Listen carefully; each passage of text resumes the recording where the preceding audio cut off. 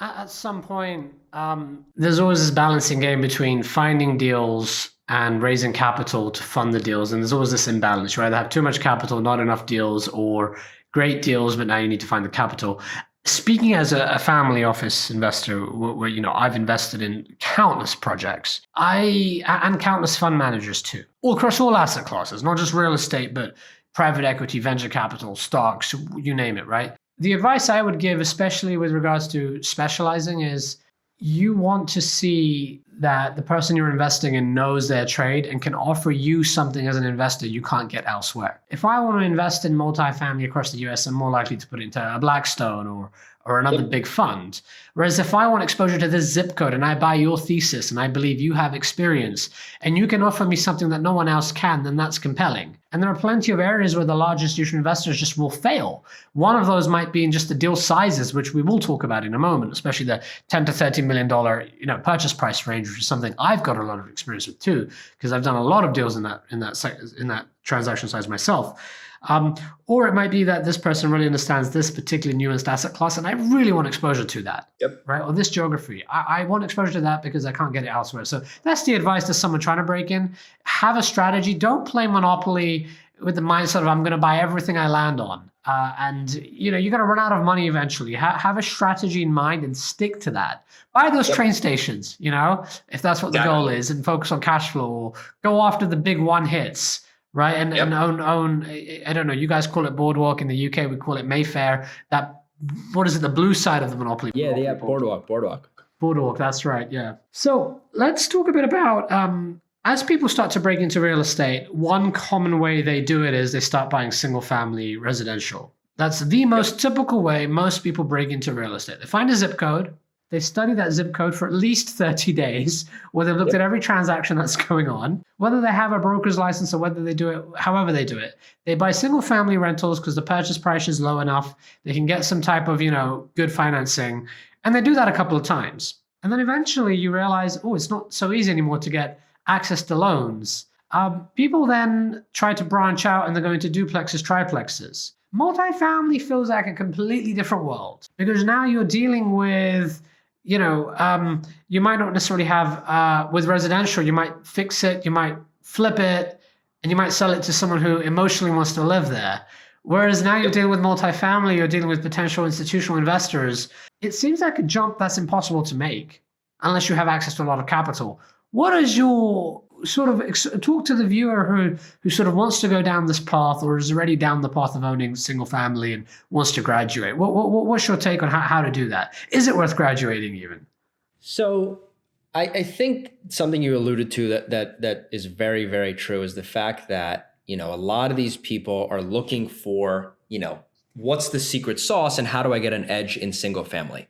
And I think while it is the largest asset class in real estate, or one of the overwhelming majority in single family are owner occupants. So on one side, you have the pull from Wall Street of, okay, well, we just allocated $5 billion to buy, X thousand many homes across the United States. Well, the problem there is that home ownership in the United States, for the overwhelming majority of America, it's the largest investment somebody's ever going to make, and they live in it. And so you're competing with two buyers. You have the owner occupant who is buying this home to live in, like you said, and then you have the institutional buyers sprinkled in, and then you have some kind of, the sprinkles on top is like you said, the person who's trying to graduate into the larger asset class, these kind of mom and pop single family rental investors. I think single family rental investing has a very kind of intriguing look, and it's kind of the bright, shiny diamond. And once you dig in and get involved, a lot of these things become very overrated. Yes, the deal is easy to do. Start thinking, why did I do this? You start wondering to yourself, what possessed me to do this? Exactly. You start thinking, okay, well, hypothetically, if my tenant leaves, my occupancy is now at 0%, and I have 100% vacant property where I'm still paying property tax and insurance and everything else involved. It's a very inefficient kind of business unless you're doing it at scale. And to do it at scale, you need the institutional capital who, frankly, and unfortunately for the small guy, has a very low cost of capital. You and I will never go do a 2% cap rate single family rental deal because we could take our money, put it, maybe prior to now, but put it in the 10-year treasury and not do anything and make the same return. And Jeff, that's exactly it. People are now looking at this asset class as an alternative to bonds. Yep. That's how bad things have become. Yep. And it's become an asset class that's in vogue.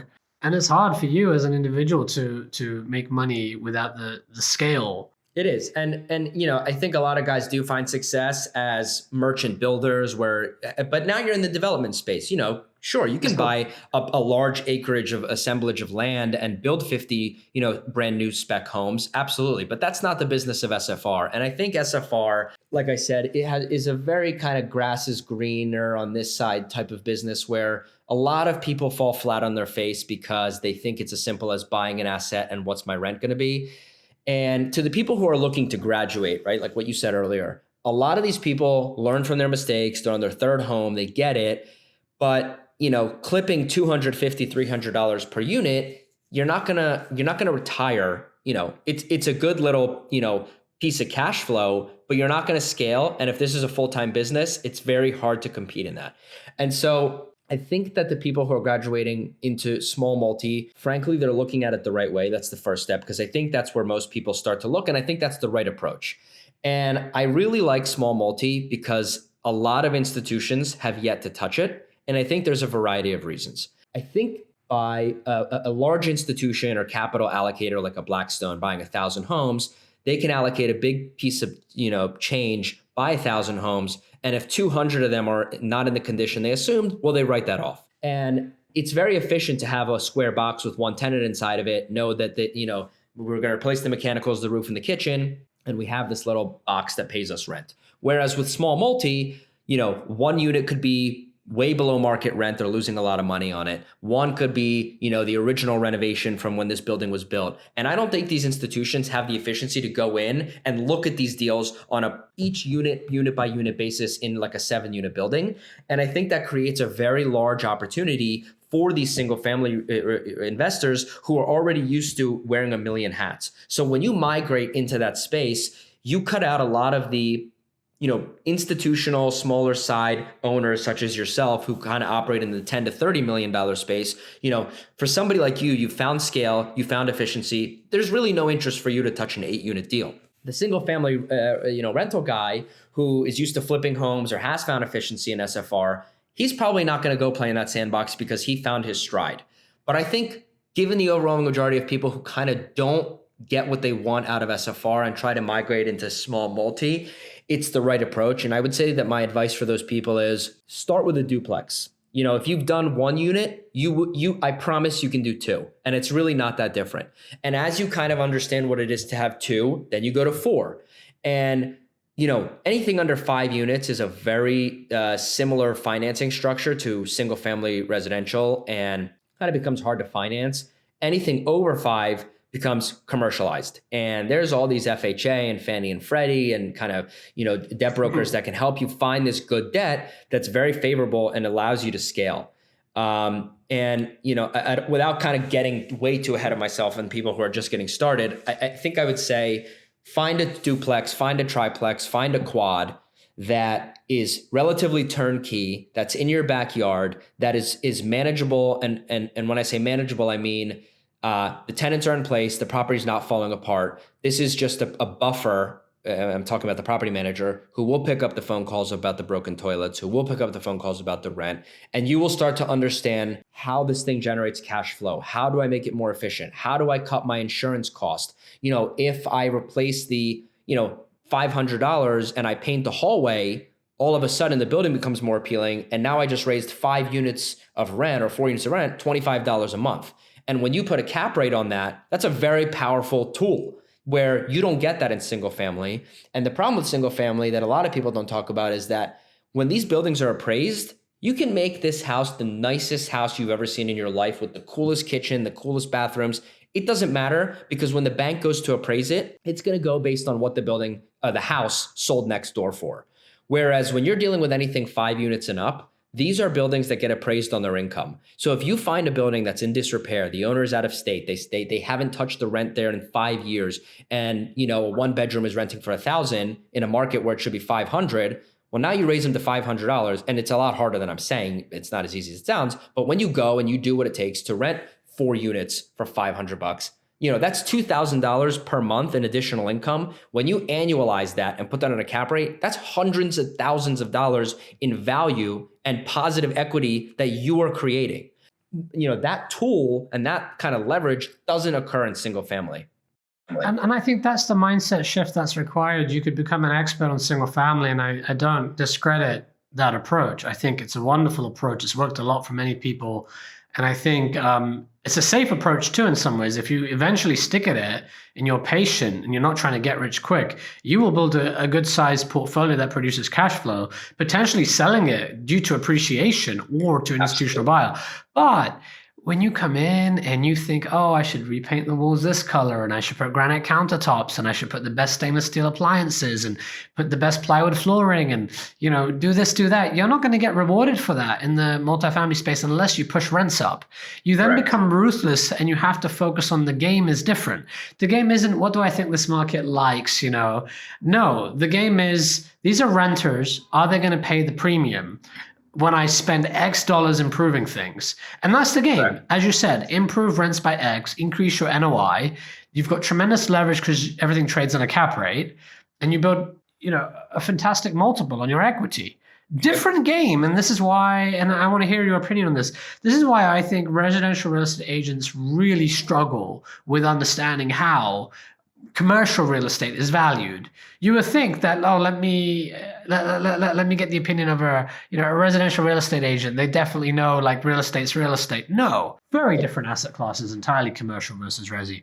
Do you have a perspective on that? I do. And, I just want to kind of real quick without going backwards. I do want to say that I'm obviously biased to small multi, and I'm not bashing any single family renters at all, because I have a lot of actual friends in my network and people that I know that have built a tremendous business off of single family renters. And I applaud these people because I would never have the patience to do what they do. But I'm biased because like I said, I like shortcuts. And I think that the leverage and the power of a cap rate and the power of, a different way of appraising these things, to me is more appealing. To answer your question, something that I've seen is a fairly common trait, especially with residential realtors, is, I saw a deal the other day where somebody said it was a duplex, and hey, look, there's so much upside if you renovate this and this and that. You can bump rents X and you can increase the value of your property. Well, I bet you if I were to actually call on that property and say, do you understand the fact that it doesn't matter if I put nicer countertops or rents? Sure, I'll increase my rent, maybe. But at the end of the day, if I buy this thing for $300 and I spent $25,000 per unit, making each unit the nicest units anyone ever seen, the main question is, will I recuperate that that CapEx? And the answer 99% of the time in this asset class is absolutely not. Because unless your neighbor's duplex sold for the same thing, then you're sinking money into this property. You'll raise your cash flow a little bit, but what you just did is you just set the clock back 10 years for your return because you spent money that you're not going to recuperate. Whereas if you did that on a 6-unit building, and there's a very easy approach to this. What is the market rate rent? What does it cost me to get there based on finishes and CapEx? And can I refinance all of the money I put in plus more? The answer to that, but most likely yes. Assuming you're not in an overheated market where now it's a little bit more challenging to do that. But I think something that residential realtors and resi-commercial realtors, and don't get me wrong, there's a lot of good ones out there. It's just that they're doing a disservice to investors and to sellers, because there is no one who can hold their hand through the space that we're trying to play in. And kind of the value that we're trying to bring, as Yieldeasy and once we're live, is somebody who, like you said, is graduating from SFR. Maybe it's somebody who already owns 100 units scattered through 10 different buildings. And the biggest problem, we did a poll on LinkedIn recently. And it was like, what's the hardest part of small multifamily in this kind of universe? And we had the options there as managing, financing, agents, and then sourcing and acquiring. And the overwhelming majority, I think it was 70% voted for sourcing and acquiring. And I think a lot of the problem is a lot of these deals go on the same platforms and marketplaces and listing and MLS, services as a single family residential home does. And the people who are seeking these deals, they're not looking there because, and there's almost this bridge of here's where the deals are, but here's where the people are searching, and they're in two different universes. So yeah, I think residential realtors, while I applaud their effort and I am one and I was one, I think that somebody does need to come in and really own this space and have an understanding on underwriting and how returns work to make this market more efficient. Yeah, the only thing I'd probably debate with you about would be that you've got to be careful on spending capex on either side, whether it's residential or multifamily. If you do it wrong, you can set the clock back significantly. If you don't if you don't invest in capex though, and you try to be too cheap, you're also shooting yourself in the foot there too. Yep. The biggest naive mistake you can make, especially when you're crossing from one side to the other, is you're not dealing with buyers as much anymore. You're dealing with renters. Yep. And your buyer might appreciate all the landscaping and everything you do on a residential. And I'm talking about these homes where this is often the story in America, right? Even around the world. Someone lives in a home, the realtor comes in and says, you should invest some money to do it up and sell it. And it's a shame because it's like, you've lived in this home. You should have spent that money anyway to enjoy it, right? Now it's working. If you do enough of that eventually, it's very easy to come into multifamily and think, wow, these apartments are in total disrepair. Let me bring my magic that worked in the residential real estate world and make this stunning Class A. If the market doesn't support it, if the bones are not there, if the amenities are not there, you are throwing your money down the drain. And I've done this personally when I started out, and it's a painful lesson to learn. You can also, kick your returns back significantly the other direction in multifamily too. 100%. And I agree with that as well. I mean, something that one of my earlier mistakes was, I remember when I would go into renovate and to go to Home Depot, I would almost put aside the fact that this is a business and, what would I like? If I were to live here, what would I like? And it's, these costs add up very quickly when you're talking about, something as simple as $2 a square foot flooring or $4 a square foot flooring. Sure, maybe in my family home, I would like the luxury one and I feel I can afford it to myself. But at the end of the day, this is a business. You're there to make money and you're there to provide a positive tenant experience. And if you're not going to get compensated for the extra dollars you're putting in, then there is no sense in doing it. So I agree on that. Yeah, fantastic. Jeff, this has been a great, fun conversation. If anyone wants to reach you, how do they, and what are you looking for from any of our listeners? How can they help you?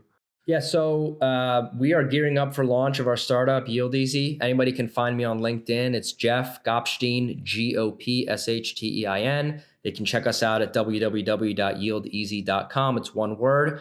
It's just a landing page now with a sign-up sheet for early access. We're going to be up in about 2 weeks for a beta and full launch in about 30 days. My email is jeff@yieldeasy.com. Feel free to connect with me, ask me any questions, potential listings. We're going to be live in Philly. So if you're in the PA, Philly area, we're looking to get into Boston and New York shortly thereafter. Would love to connect. I'd love to have a conversation with any angel and PropTech people in the space. And much like Zain, I don't think anyone's going to come close to the value that Zain's added for me in the past couple days and weeks. But anyone kind of in this space, love to network with and get feedback and poke holes through my business plan and such and so forth.